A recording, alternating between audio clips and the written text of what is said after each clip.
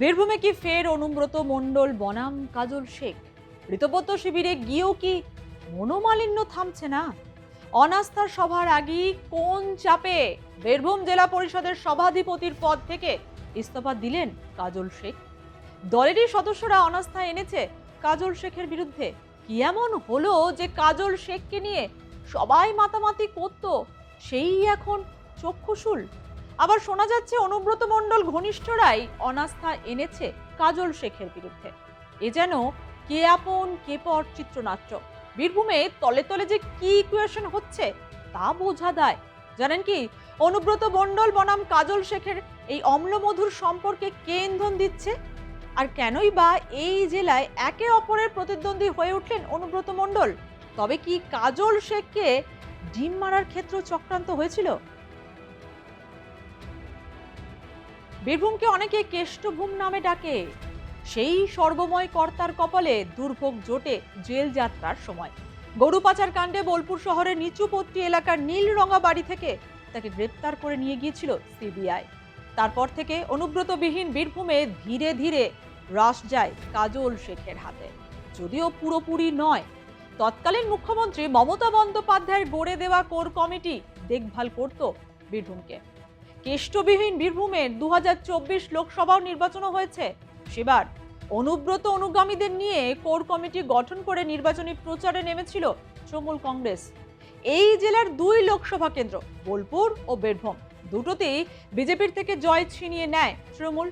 কি রে, তোর বেশ র্যাশ হয়েছে দেখছি। হ্যাঁ রে, কি করবো বলতো, র্যাশগুলো কিছুতেই কমছে না। অনেক কিছু ইউজ করলাম তবুও কমছে না। তুই এম্বার গৌরীদেবী হসপিটালসে দেখাতে পারিস, ওখানে ভালো এক্সপিরিয়েন্স ডার্মাটোলজিস্ট আছে। গৌরী দেবী হসপিটাল, রাজবাঁধ, দুর্গাপুর।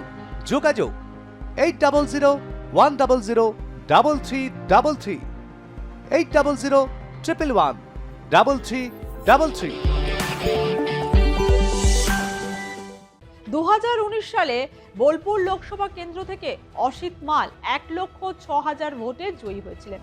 2024-এ তার লিড 3 লক্ষের বেশি ভোটে। অন্যদিকে বীরভূম লোকসভা কেন্দ্রে 2009 সাল থেকে শুরু করে 2014 সাল, 2019 সালে পরপর জয়ী হয়ে এসেছেন তৃণমূল প্রার্থী অভিনেত্রী শতাব্দী রায়।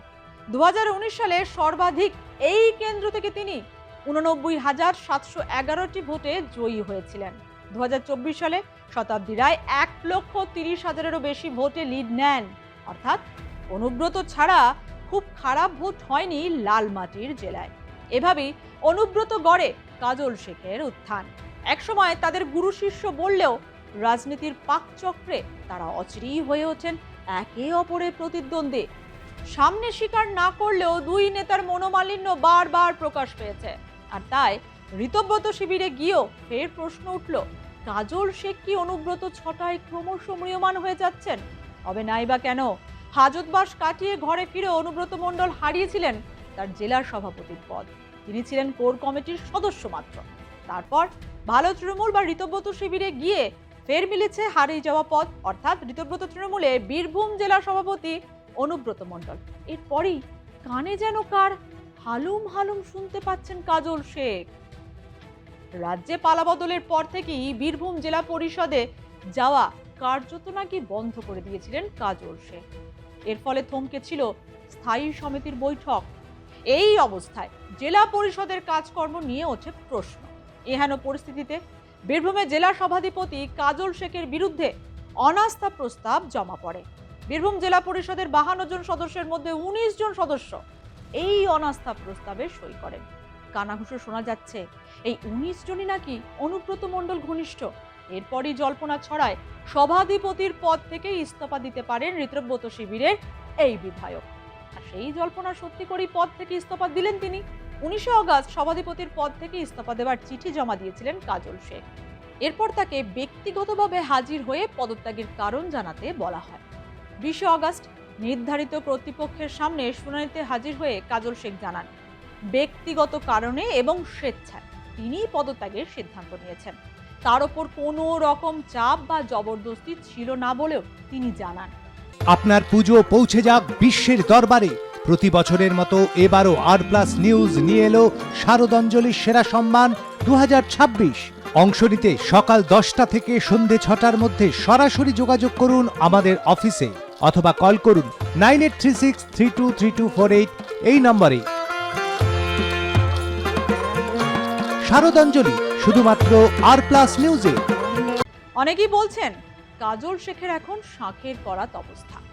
ঋতব্রত শিবিরে অনুব্রত কাজল শেখ দুজনেই যোগ দিয়েছেন, অথচ বীরভূমের জেলা সভাপতিত্বের দায়িত্বে অনুব্রত মণ্ডল।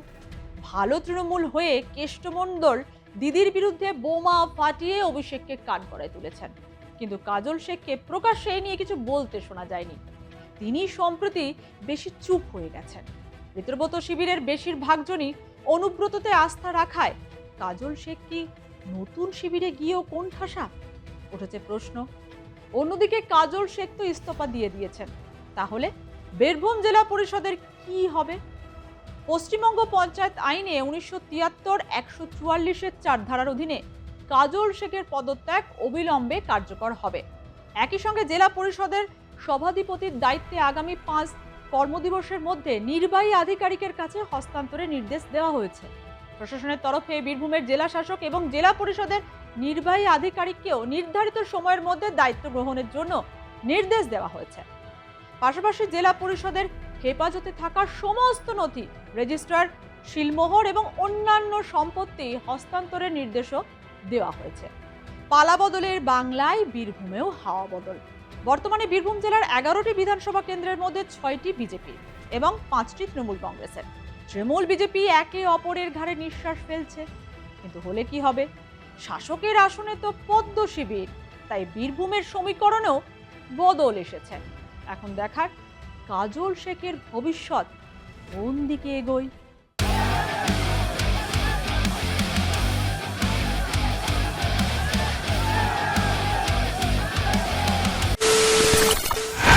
খবরের নামে প্রতিদিন সন্ধে আপনার ড্রয়িং রুমে কি শুধুই চিৎকার চেঁচামেচি খেয়ে আসে? বিতর্কের নামে চলে গালাগালি আর কাদা ছোড়াছুড়ি। এবার সময় পরিবর্তনের, কারণ আমরা কান ফাটানো চিৎকারে বিশ্বাস করি না। আমরা বিশ্বাস করি খবরের সত্যতায়। আমরা কোনো পক্ষের হয়ে গলা ফাটাই না, আমরা সাধারণ মানুষের হয়ে প্রশ্ন তুলি। চিৎকার নয়, শুধু খবর হবে যেখানে বিতর্ক আছে কিন্তু কুৎসিত ঝগড়া নেই। সঠিক তথ্য, বিশ্বস্ত খবর। নজর রাখুন আর+ নিউজে।